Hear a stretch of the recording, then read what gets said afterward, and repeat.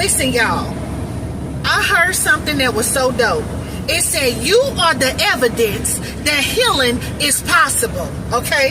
You are the evidence that healing is possible. You show other people how to heal, okay? So listen, I thank God, because I tell people, I meet people on a daily basis, and when I talk to people, I tell people my spiritual gifts, what it is that I do, okay? And I also tell people what God has brought me out of, right? Listen. I'll be like, I'm not even supposed to be here talking to you right now. But see, you are the evidence that people, okay, can heal. You are the evidence that healing is possible.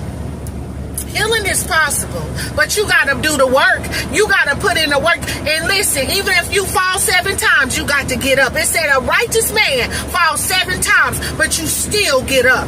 Okay, I don't care how many scars you got. I don't care what you've been through. You keep moving right along. You keep moving right along. Every dart that the enemy try to throw you, you keep moving right along, because why?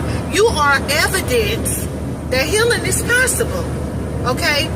So many times, so many things that God brought you out of, okay? You shouldn't even be on the video talking right now. That's how I feel. I told somebody that today. I said, you know what? I done been through so much stuff in my life. I don't even know how I'm still living. Okay, but guess what? It was something called grace. God gave me grace. He gave me mercy. He gave me favor. Okay, listen, because I had plenty of days when I was not obedient to God. When He used to speak to me. When He used to tell me to do this, go here, say that. I wasn't obedient. When He used to tell me to do stuff, I used to shut down my gift a lot, y'all. My gifts. Let me say that. I used to downplay who I was. But I'm not doing that.